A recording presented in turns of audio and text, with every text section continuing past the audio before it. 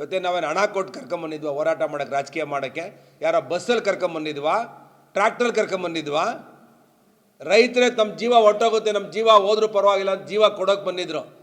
ಪರಮೇಶ್ವರ್ ಅವರು ಇಲ್ಲಿ home minister ಅಂತೇಳಿ ಜನಕ್ಕೆ ನಾವೇ ಕೈ ಕಾಲು ಮುಗಿದು ಹೇಳ್ದೋ, ನಾವು ಗಲಾಟೆ ಮಾಡಬೇಡ್ರಪ್ಪ, ಕೆಟ್ಟ ಹೆಸರು ಬರೋದು ಬೇಡ ಸರ್ಕಾರಕ್ಕೆ ಅಂತೇಳಿ. ಪರಮೇಶ್ವರ್ ಇಲ್ಲಿ ಹೋಮ್ ಮಿನಿಸ್ಟರ್ ಇದ್ದಾರೆ, ಅವ್ರಿಗೆ ಕೆಟ್ಟ ಹೆಸರು ಬರಬಾರ್ದು ಅಂತ ನಾವು ನಿಮ್ಮನ್ನು ರಕ್ಷಣೆ ಮಾಡಿದ್ವಿ. ಪರಮೇಶ್ವರ್ ಸಾಹೇಬ್ರೆ, ನೀವಿಲ್ಲಿ ಜಿಲ್ಲಾ ಸಚಿವರಾಗಿ ಸರ್ವ ಪಕ್ಷದ ಸಭೆ ಕರೀರಿ, ರೈತರ ಸಭೆ ಕರೀರಿ, ನೀವೇ ಖುದ್ದಾಗಿ ಬಂದು ನೋಡಿ ಗುಬ್ಬಿ ಒಳಗಡೆ ಜನಗಳನ್ನ ಮಾತಾಡಿ. ನೀವು ಅದು ಬಿಟ್ಟು ಬಿ ಜೆ ಪಿಯವರು ರಾಜಕೀಯ ಮಾಡ್ತಾರೆ ಅನ್ನೋ ಮಾತನ್ನು ದಯವಿಟ್ಟು ವಾಪಸ್ ತಗೊಳ್ರಿ.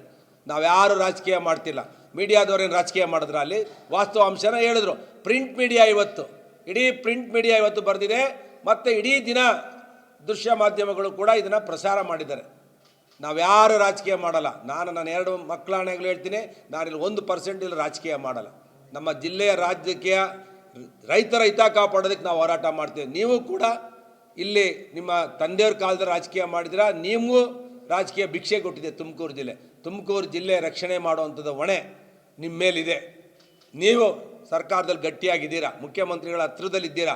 8 ವರ್ಷ ರಾಜ್ಯ ಅಧ್ಯಕ್ಷರಾಗಿದ್ದರು, KPCC ಅಧ್ಯಕ್ಷರಾಗಿದ್ದರು.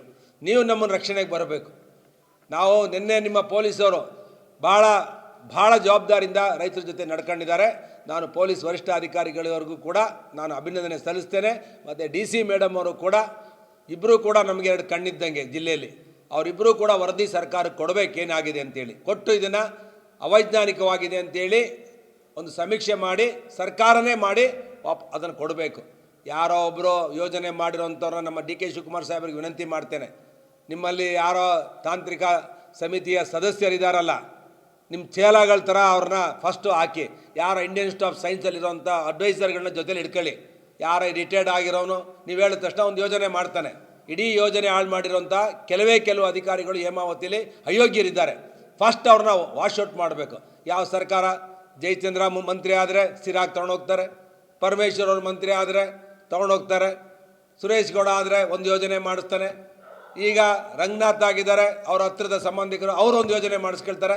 ಯಾವ ಸರ್ಕಾರ ಇದ್ದಾಗ ಯಾವನು ಅಧಿಕಾರದಲ್ಲಿರ್ತಾನೆ, ಸರ್ಕಾರಗಳು ಅಂತಂಥವ್ರೊಂದು ಯೋಜನೆ ಮಾಡಿದ್ರೆ ನೀರಾವರಿ ಯೋಜನೆ ಉಳಿಯುತ್ತಾ.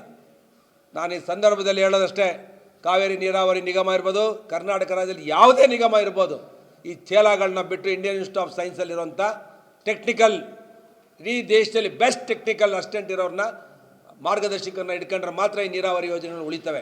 ಇಲ್ಲ ಅನ್ನೋ ರಾಜಕೀಯದ ದುರುದ್ದೇಶಕ್ಕೆ ಯಾವನ MLA ಆಗಬೇಕು ಮುಂದೆ ಅನ್ನೋನೆಲ್ಲ ಯೋಜನೆ ಮಾಡಿ ಮೂಲ ಯೋಜನೆಗಳನ್ನು ಹಾಳು ಮಾಡೋವಂಥದ್ದು ಆಗಬಾರ್ದು. ನಾನು ಒಂದು ಸರ್ಕಾರಕ್ಕೆ ಕೇಳ್ತಾ ಇದ್ದೇನೆ, ಈ ಯೋಜನೆ ಮಾಡೇ ಮಾಡ್ತೀವಿ ಅಂತ ಪರಮೇಶ್ವರ್ ಅವರು ಹೇಳಿರೋದು ಭಾಳ ನೋವನ್ನು ತಂದಿದೆ. ಜಿಲ್ಲೆಯಲ್ಲಿ ಜನ ಶಾಪ ಆಗ್ತಿದ್ದಾರೆ. ಪರಮೇಶ್ವರ್ ಸಾಹೇಬರೇ, ಇವತ್ತು ಕಾಲ ಮಿಂಚಿಲ್ಲ. ನಿಮ್ಮ ಮೇಲೆ ನಮಗೆ ವಿಶ್ವಾಸ ಇದೆ. ಬರೀ ಸಜ್ಜನ ರಾಜಕಾರಣಿ ಅಲ್ಲ, ಬುದ್ಧಿವಂತರಲ್ಲ, ಲೆಕ್ಕಕ್ಕೆ ಬರಲ್ಲ. ನೀವು ಇಂಥ ಕಷ್ಟ ಕಾಲದಲ್ಲಿ ನಿಂತ್ಕೊಂಡಾಗ ಮಾತ್ರ ಜನ ನೀವು ಶಾಶ್ವತವಾಗಿ ತುಮಕೂರು ಜಿಲ್ಲೆಯಲ್ಲಿ ಉಳ್ಕೊಳ್ತೀರ.